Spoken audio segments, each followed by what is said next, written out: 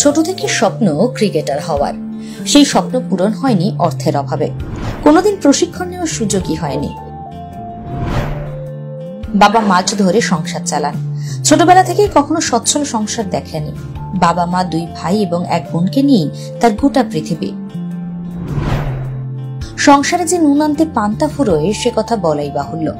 তবে বাড়িতে থাকলে বাবার সঙ্গে মাঝে মধ্যেই মাছ ধরতে যায় জিন্নাও। সেই ছেলে এখন কেকেআর এর নেট বোলিং করছেন।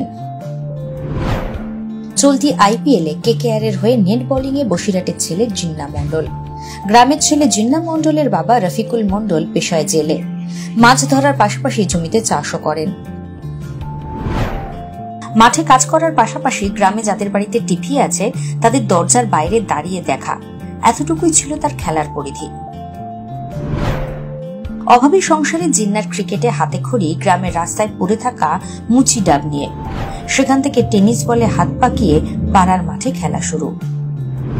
গ্রামের ছেলে এখান থেকে গিয়ে জিন্নার মতো একটা ছেলে কলকাতার ওই ক্রিকেট মহলে খেলাটা খুব দুর্বিষহ ব্যাপার।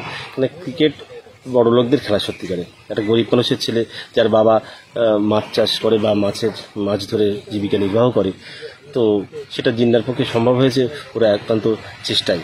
ওরা একটা প্রচণ্ড চেষ্টা করে, সর্বসময় খুব পরিশ্রম করে, মাঠে পড়ে থাকে। তো আমরা চাইবো আগামী দিনে ভারতবর্ষের হয়ে খেলতে পারে। এটাই আমাদের কামনা, এটাই আমাদের বাসনা। উত্তর 24 পরগনা জেলার বসিরহাটের 2 নম্বর ব্লকের বিবিপুর গ্রামে ছোট থেকে বেড়ে ওঠেন জিন্না মণ্ডল। বেড়াচাপা শহীদুল্লাহ কলেজের 1ম বর্ষের ছাত্র। অদম্য ইচ্ছে শক্তি অভাবকে হার মানিয়ে জীবন সংগ্রামের লড়াইয়ে জিন্না যেন সংগ্রামের আরেক নাম। বর্তমানে CAB ক্রিকেট লিগের 2য় ডিভিশনে খেলছেন তিনি। আমি দীর্ঘদিন বল কেনার টাকা ছিল না, টেনিস বলেই খেলতাম। আর টেনিস বলে খেলতে খেলতে নিউ আমাউন্টসমেন্টসের সাথে যোগাযোগ হলো, ওরাই আমাকে কলকাতায় নিয়ে গিয়েছিল বা ওখান থেকেই আমি ট্রায়াল দিয়ে আজ IPL এর নেট বোলার বা CAB ক্রিকেট লিগে খেলছি 2nd ডিভিশন। চান্স পাওয়ার পরে ওখানে অনেক বড় বড় যারা কোচ ছিল তাদের কাছ থেকে অনেক কিছু শিখেছি বা দেখেছি ইন্টারন্যাশনাল প্লেয়াররা যেভাবে ক্রিকেটটা খেলে, তাদের পরিকল্পনা যেটা নিউজে আমরা দেখি বা টিভিতে দেখি, অরিজিনাল চোখের সামনে দেখে অনেক কিছুই শিখতে পারলাম বা অনেক কিছুই ভালো লাগলো। ভাবনা অনেক বড় কিছুই আছে, দেখা যাক কতদূর যাওয়া যায়, চেষ্টা করছি হার্ড অ্যান্ড সোল।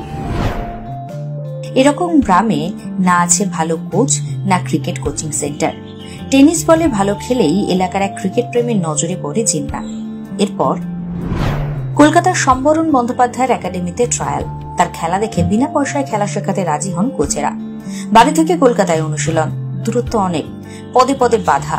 নিজের বাড়ি থেকেই কাকড়া মির্জানগর স্টেশনের দূরত্ব প্রায় 10 কিলোমিটার। তবে ক্রিকেটের প্রতি নিখাত প্যাশন থেকেই সমস্ত প্রতিকূলতাকে হাসি মুখে আপন করে নিয়েছেন। ঘড়িতে তখন কাটায় কাটায় রাত 3টে। গোটা গ্রাম তখন শুনশান।